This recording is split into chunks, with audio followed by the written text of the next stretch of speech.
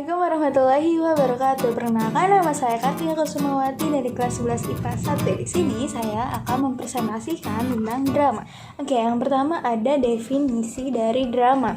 Drama secara etymologi berasal dari kata Yunani yaitu dromai, yang berarti berbuat, berlaku, dan bertindak. Tapi secara definisi, drama adalah bentuk karya seni yang mengungkapkan perihal kehidupan manusia melalui gerak, aksi, dan dialog.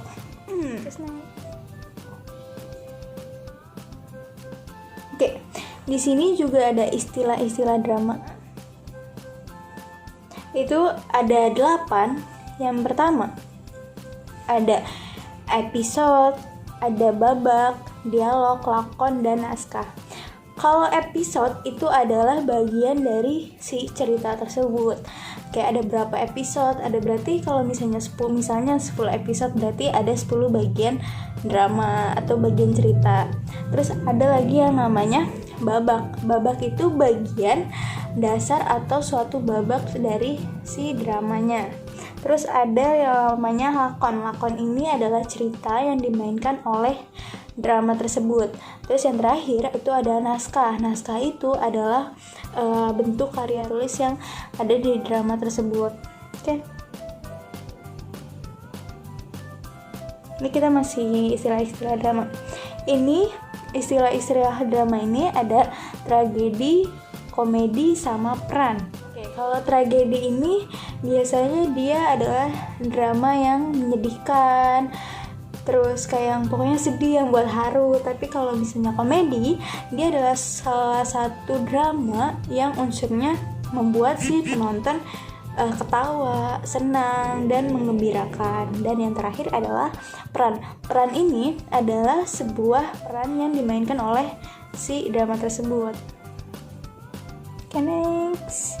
Ada jenis-jenis drama berdasarkan penyajiannya atau penyajian kisahnya. Ini ada tragedi, trakomedi, farse, tablo, sandar tari, opera, terus komedi.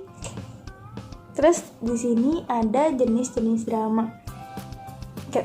Jenis-jenis drama itu terbagi menjadi 2. Ada drama modern sama drama tradisional. Kalau drama modern dia itu masih menggunakan naskah, tapi kalau tradisional dia sama sekali tidak menggunakan naskah. Jadi kayak kalau tradisional tuh dia nggak perlu naskah, jadi kayak mungkin langsung mainkan si drama tersebut tanpa melihat naskah. Oke, next. Oke. Unsur-unsur drama ini terbagi menjadi 2. Yang pertama ada intrinsik sama ekstrinsik. Kalau intrinsik ini itu terbagi menjadi 9 unsur. Yang pertama ada judul, tema, plot atau alur, tokoh, konflik, terus dialog, latar, amanat, sama bahasa. Dari yang pertama itu ada judul. Ini adalah judul yang drama yang akan ditampilkan kepada penonton. Terus yang kedua ada tema. Tema itu adalah keseluruhan dari judul yang dibuat oleh tema yang dijadikan ide pokok yang menjadi dasar utama dari si drama tersebut. Terus ada lagi nih plot atau alur. Plot atau alur ini adalah suatu jalan cerita yang disusun sedemikian rupa dari tahapan-tahapan peristiwa sehingga membentuk rangkaian cerita si drama tersebut. Kalau alur itu dibagi lagi menjadi 3. Itu ada pertama alur maju, alur mundur, sama yang terakhir ada alur campuran. Terus tokoh ini adalah pemain drama tersebut. Jadi kalau drama itu harus ada tokoh-tokohnya. Terus udah gitu konflik ini yang ada si drama itu maksudnya kayak rangkaian cerita yang ada di cerita tersebut. Terus ada dialog ini adalah percakapan antar tokoh si dramanya. Terus ada latar, ini tempat di mana atau kejadian si drama ini dimainkan. Terus ada amanat. Amanat ini adalah sebuah pesan-pesan moral yang disampaikan oleh si tokoh drama tersebut. Terus ada bahasa ini yang biasa digunakan itu Jadi kalau misalnya bahasa ini dia mempunyai khasan, dia itu bisa mengacu pada budaya, kehidupan sehari-hari atau sosial budaya. Oke, next. Oke, ini adalah unsur ekstrinsi drama tersebut. Unsur ekstrinsiknya itu dia terbagi menjadi 7. Ada yang pertama faktor ekonomi, kedua politik, ketiga sosial budaya, keempat pendidikan, kelima kesehatan, keenam itu faktor psikolog si pemain dan kru, dan yang terakhir adalah kebijakan pemerintah dan lain sebagainya. Okay, next. Di sini ada alur dalam drama. Alur dalam drama ini terbagi menjadi 3. Yang pertama ada orientasi, komplikasi, dan resolusi. Orientasi adalah suatu cerita yang menemukan aksi dalam waktu dan tempat di mana perkenalan tokoh tersebut yang menyatakan situasi tersebut atau situasi cerita tersebut. Komplikasi atau bagian tengah cerita yakni bagian yang mengembangkan suatu konflik drama. Terus yang ketiga ada resolusi. Resolusi ini adalah muncul secara logis dari peristiwa drama tersebut yang mendahuluinya di dalam komplikasi. Struktur drama ini, jadi di sini ada struktur dramanya juga. Pertama ada epilog, dialog, dan prolog. Kalau dialog ini dia dibagi menjadi 3 lagi. Ada orientasi, konflik, dan resolusi. Ini ada namanya konflik drama.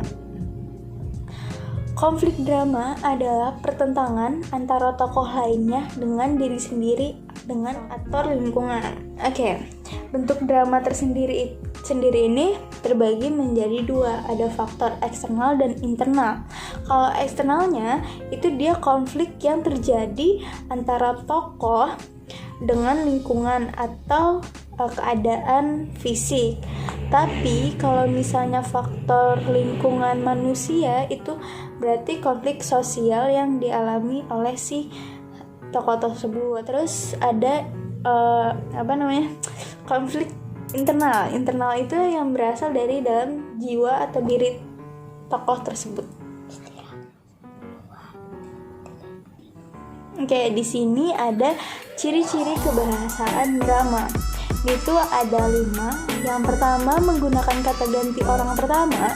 Yang kedua itu dia lebih menggunakan konjungsi kronologis, yaitu banyak menggunakan kata waktu atau urutan waktu. Terus yang ketiga itu menggunakan kata kerja material. Kata material itu adalah kata kerja yang menggambarkan suatu peristiwa tersebut yang terjadi di dalam drama tersebut. Terus yang keempat banyak menggunakan kata yang menyatakan suatu pikiran yang dirasakan oleh si pemain atau tokoh tersebut yang disebut juga kata kerja material. Dan yang terakhir, yang kelima, itu menggunakan kata sifat yang menggambarkan tokoh, tempat, terus dan lain-lain, dan atau sosok. Di sini ada ciri-ciri pementasan suatu drama, yaitu ada suara, make up, emosi, dan yang terakhir ada pengambilan adegan. Kalau suara itu dia tidak harus kuat. Karena apa? Karena dia dibantu oleh mikrofon. Jadi kita nggak perlu yang namanya teriak-teriakan atau suaranya lebih kencang daripada biasanya karena sudah dibantu oleh mikrofon. Kalau make up juga tidak harus selalu tebal make upnya karena dia juga dibantu oleh kamera, jadi dia diperkuat lagi sih wajah pemainnya. Terus ada lagi emosi ini juga tidak harus kuat karena dibantu oleh kamera juga. Jadi terus yang terakhir adalah pengambilan adegan ini adalah pendek, pengambilan secara partial yang dipotong pendek sesuai dengan yang akan diharapkan. Next. Di sini ada yang namanya hukum panggung. Hukum panggung di sini ada 4. Ada 4, di sini aku akan menjelaskan satu-satu. Yang pertama ada backing, blocking, crossing, dan terakhir grouping. Oke, yang pertama backing. Backing ini berarti pemain tidak boleh yang namanya menyampingkan badan yang akan berdampak kepada si gerakannya ini akan berdampak kepada menutupi penonton. Jadi kalau misalnya ada kita tampil di panggung, berarti kita nggak boleh backing karena nanti bakalan badan kita bakal kayak nutupin penonton gitu. Terus ada blocking ini tidak diperkenalkan bagi seorang pemain untuk membelakangi penonton. Jadi kalau misalnya dia itu menutupi, ini membelakangi. Jadi kalau misalnya kita lagi nonton, itu berarti si yang pemain yang ada di panggung ini berarti tidak boleh yang namanya membelakangi si penonton.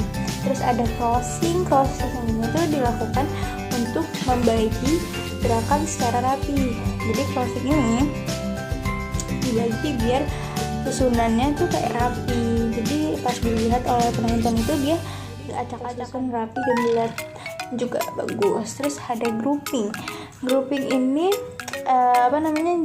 jadi jangan melakukan posisi yang akibatnya jadi kayak numpuk gitu. Dia itu harus menyeimbangkan, jadi di sini rata, di sini rata. Jadi sudut-sudutnya tuh rata atau menyeimbangkan sisi sudut-sudut dari panggungnya. Oke, thank you for watching dan terima kasih udah menyaksikan presentasi saya. Maaf bila ada kekurangan. Wassalamualaikum warahmatullahi wabarakatuh.